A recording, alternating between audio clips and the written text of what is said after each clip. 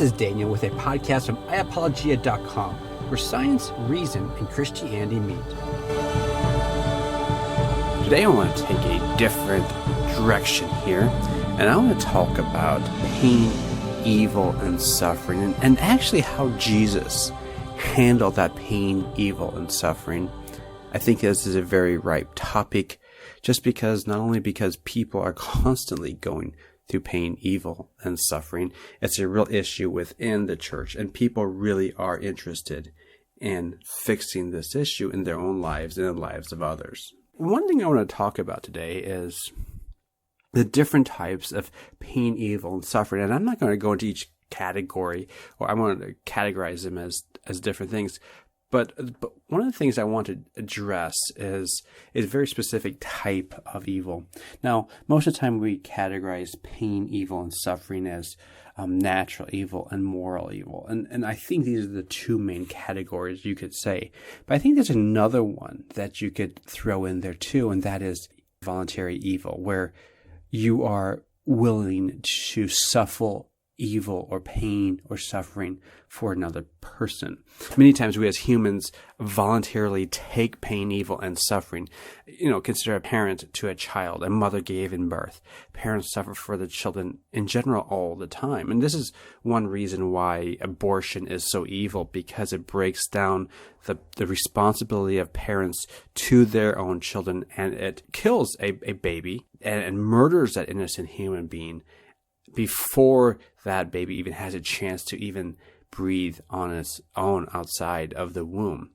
And it's all because of mom and dad's personal peace, pleasure, on happiness, and them negating their responsibility for their things that they're supposed to take responsibility for in life. Many people are called to give their lives for other people. I mean, think about cops or soldiers or even teachers in a active shooter situation. Suffering can take the form of even bearing the embarrassment of Christ, to deal with persecution, even as far as being martyred for Jesus. And that leads me to my final point, talking about Jesus. Jesus actually has been there as well. He's dealt with this. He's dealt with this voluntary evil, suffering, and pain. And we could say he felt almost every category of pain, evil, and suffering. Looking through the scriptures, it really seems like he has covered almost every single base. So if we want empathy about our own personal pain, suffering, and evil that we had to go through, Jesus not only can empathize with that, but also he has been there. And he maybe is a really good role model that we should look to on how we should handle ourselves and how we should face pain, evil, and suffering in our lives. The ultimate time that we see Jesus not only experiencing pain, evil, and suffering, but also how he dealt with it was during the Passion. And that's kind of what I want to focus on here. I want to preface this is that, interestingly, he foretold many of the acts that the players who were part of the whole Passion were going to be playing. The good, the bad, and the ugly.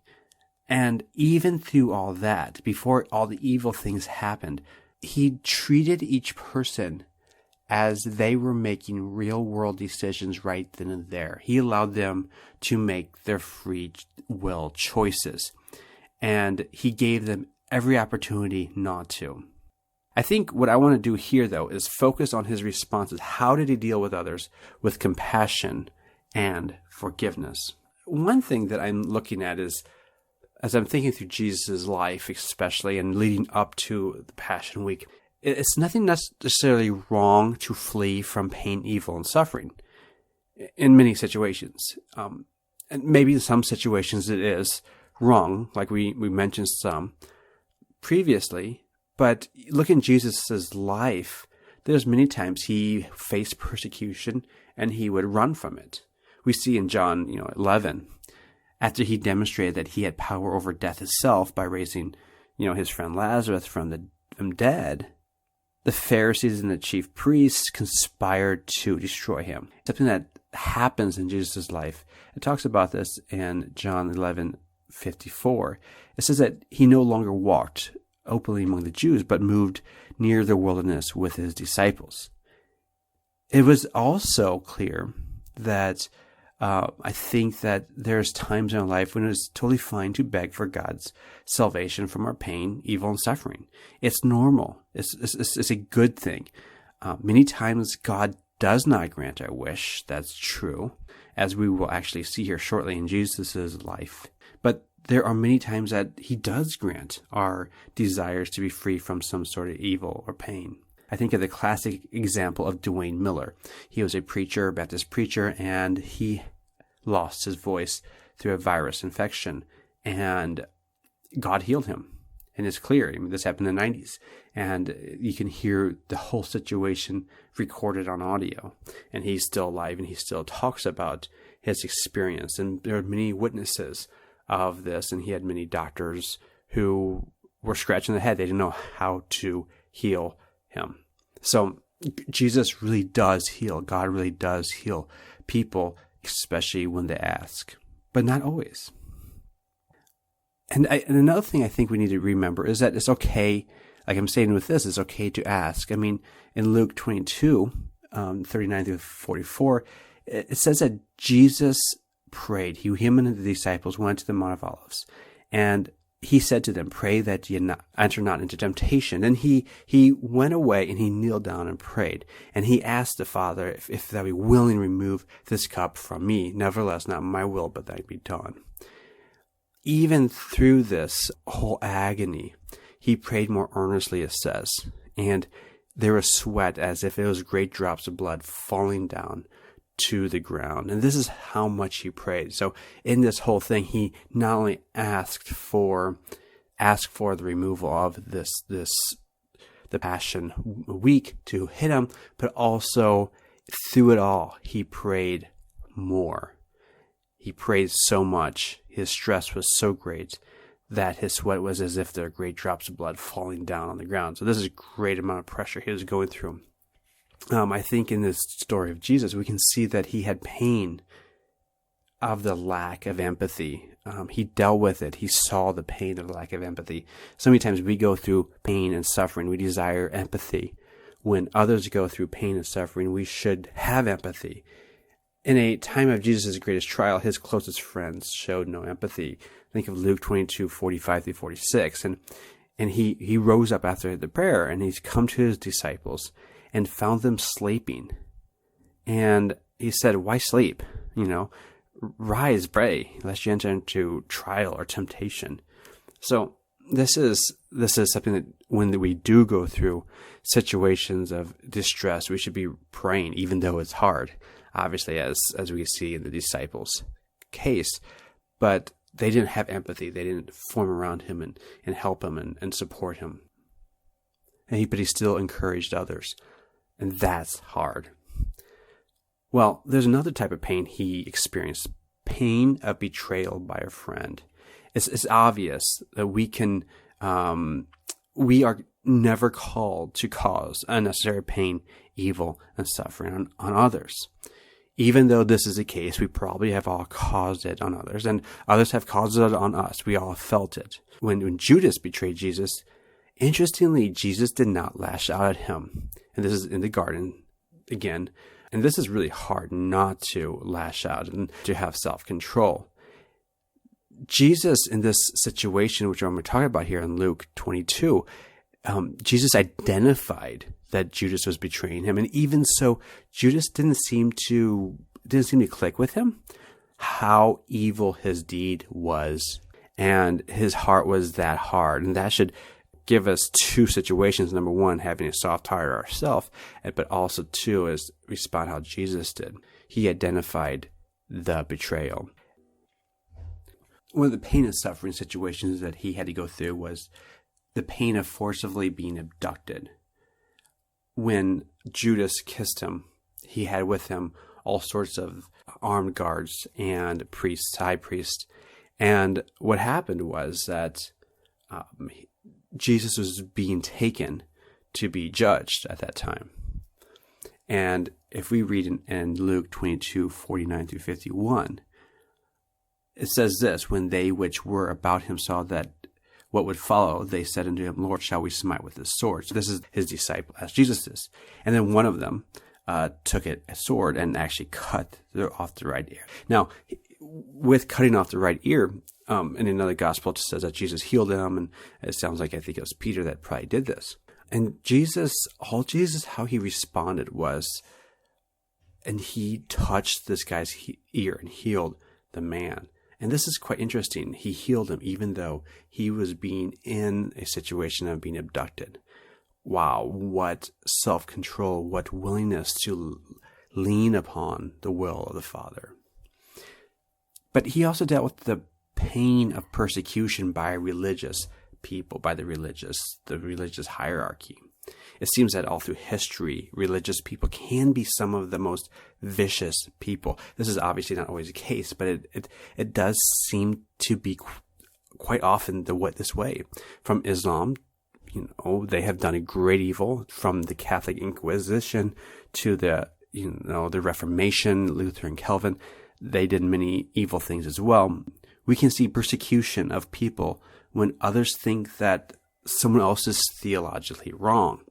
And this is the situation with the Jewish people with Jesus. Many times people are theologically wrong, and that's the case, and they need to be addressed. And even to the extent of being separated, being excommunicated from the body of Christ, because they no longer are within the body of Christ. But that does not give one the right to persecute others for this. You see in Luke 22:52-54, when Jesus said unto the chief priests and captains of the temple and the elders, which were come to him, be ye come out against a thief with swords and staves? He's like, hey, what are you thinking I'm some sort of thief? And you can come out here with swords and sticks and trying to take me? He says this, when I was daily with you in the temple, you did not stretch forth your hands to take me. But then he says, this is your hour and the power of darkness. Like, you can do it under the shield of darkness. So they were doing something wrong. And he identified that, but he still kept his cool. One of the things that Jesus went through was a pain of rejection. Peter rejected knowing Jesus. The interesting thing here is that Jesus responded with just a look. With Judas, he responded with a comment. Same with the high priests and the Jewish leaders. But with Peter, all he responded by was with a look. Notice how Peter responded. He was so sensitive that was all that was needed for him. He just needed a look. And you can read this in Luke 22:54 through 62. I'm not going to go through there, but this is after Peter denied him 3 times, and then Jesus just looked at him, which I think is quite a telling of Peter's heart. After he went out and wept bitterly after he denied Jesus. Jesus also went through the pain of isolation. Now, not only was he betrayed and rejected by Judas, he was rejected by Peter, but throughout this whole situation, all his friends and followers left him and fled in his most urgent need. I mean, you can read this in Matthew 26-56. Even through all this, Jesus kept his cool, and even though he was being judged by the chief priests, he still kept his cool. He still answered. And he even stated in one of his cases, hereafter shall the Son of Man sit on the right hand of the power of God. And then they're asking him, are you God? Are you the Son of God? And he says, you say that I am. He says, another place I am. So he is claiming to be deity, he is claiming to be God. We can read in Luke 23:1-4, and Pilate asked him, saying, Are you thou the king of the Jews? And he answered him, Thou sayest it. And he's saying, yes, I am the king of the Jews. In one sense, he's kind of responding, he's kind of mirroring Pilate. And it's like, well, thou sayest it. But through it all, he's still lonely. He's still by himself. He has no advocate. He is alone. He had to deal with another pain, the pain of mocking. There are so many examples in the Passion of this.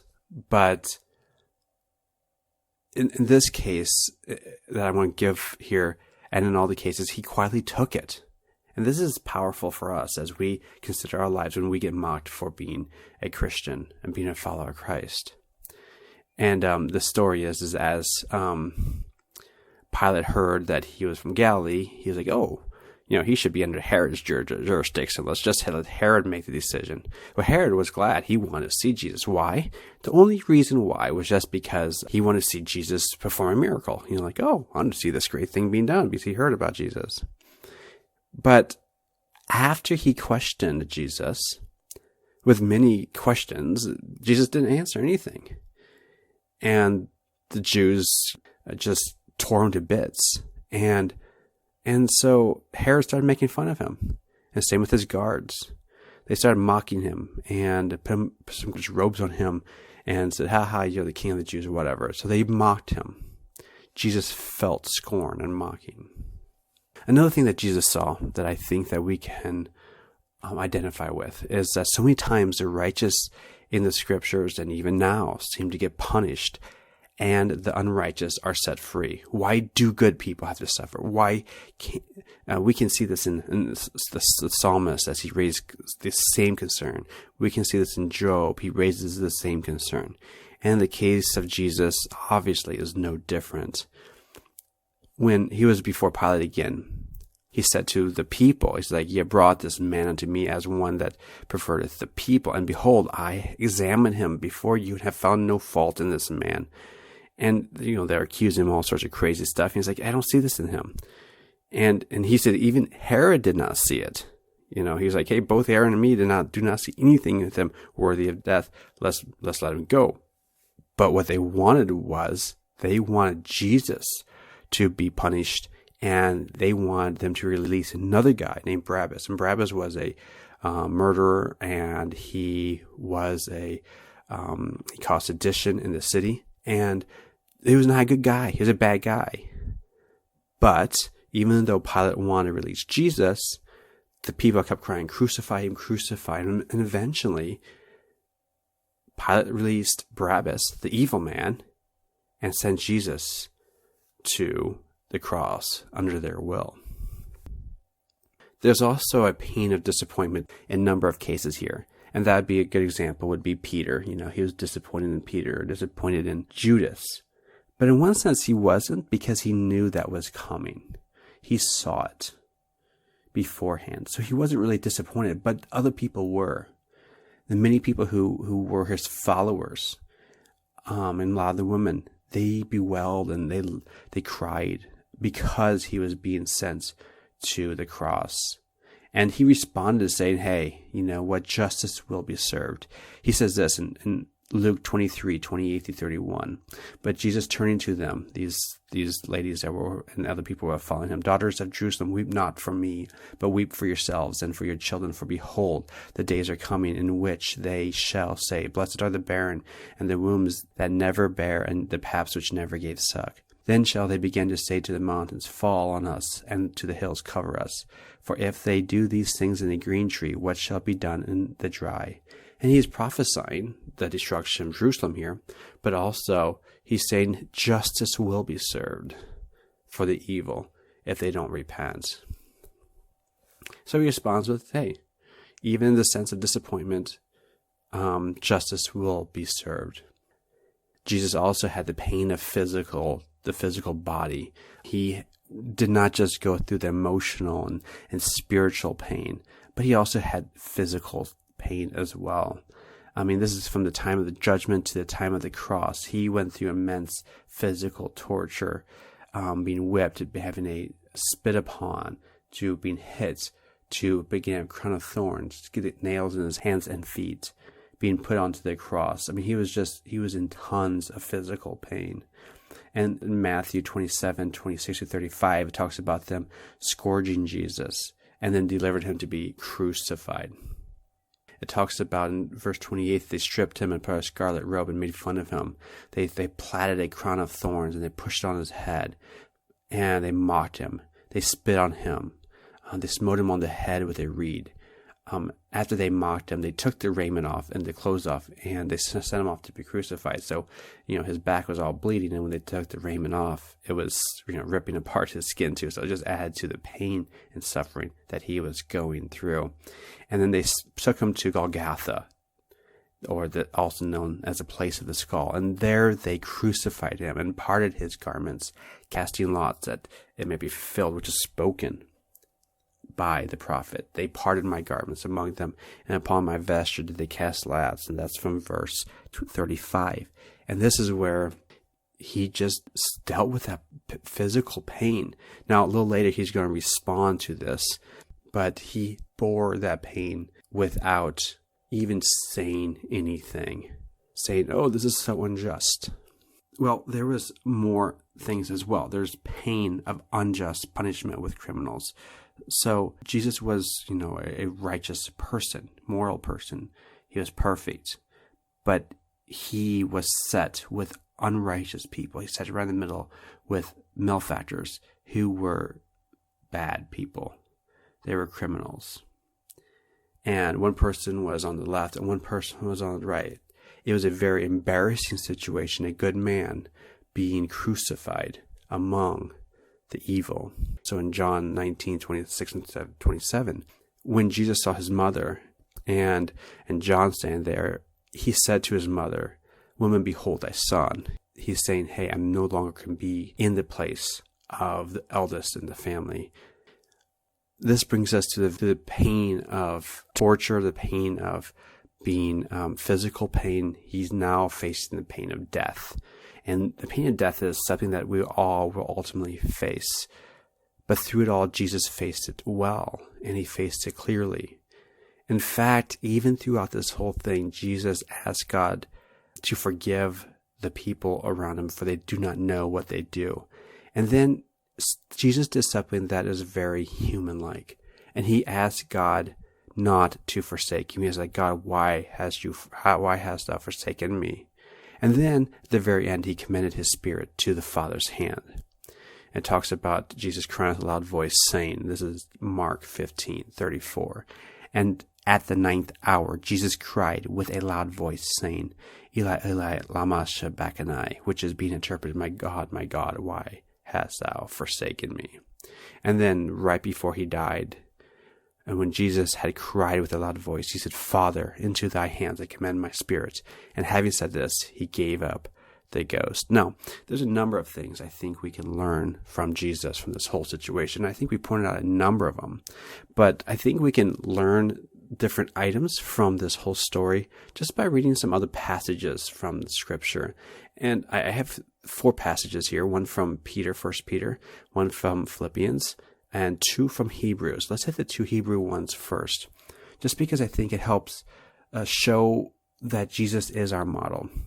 Hebrews 5:7-9 says this, "Who," this is talking about Jesus, "in the days of his flesh, when he had offered up prayers and supplications with strong crying and tears unto him that was able to save him from death, and was heard in that he feared, though he were a son, yet learned he obedience by the things which he suffered. And being made perfect, he became the author of eternal salvation unto all them that obey him." Hebrews 2:7-13 says this, "Thou madest him a little lower than the angels. Thou crownest him with glory and honor, and didst set him over the works of thy hands. Thou hast put all these in subjection under his feet. For in that he put all in subjection under him, he left nothing that is not put under him. But now we see not yet all things put under him." Not talking about Jesus, but we see Jesus, who was made a little lower. He's made a human, lower than the angels, for the suffering of death. So he went through suffering of death, crowned with glory and honor, that he, by the grace of God, should taste death for all men. Now, he's not talking about necessarily physical death, but a different type of death, a spiritual death, a bigger, heavier death. Taste of death for all men. So Jesus came to take our punishment instead of us taking our rightful punishment.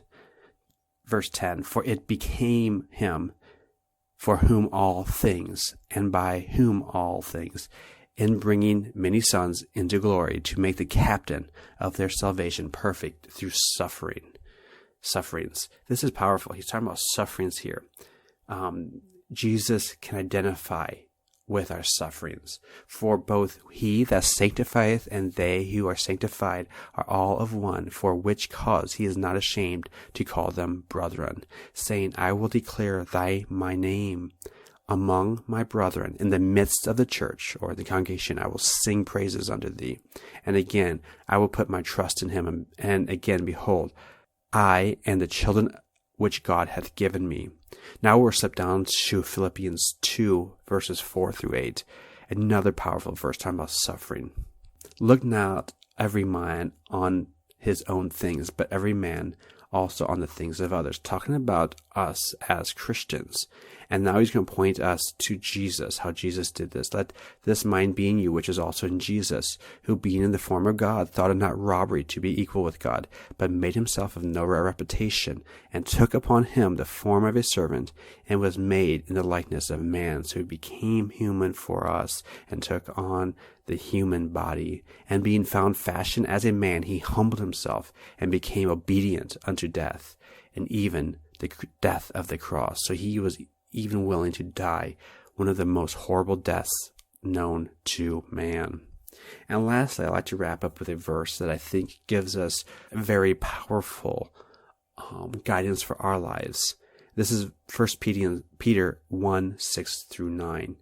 Starting in verse 6, wherein ye greatly rejoice, through now for a season, if need be, ye are heaviness through manifold temptations or trials, that the trial of your faith, being much more precious than gold that perishes, though it be tried with fire, might be found unto praise and honor and glory in the appearing of Jesus Christ, whom having not seen ye love, in whom though now ye see him not, yet believing ye rejoice with joy unspeakable and full of glory, receiving the end of your faith, even the salvation of your souls.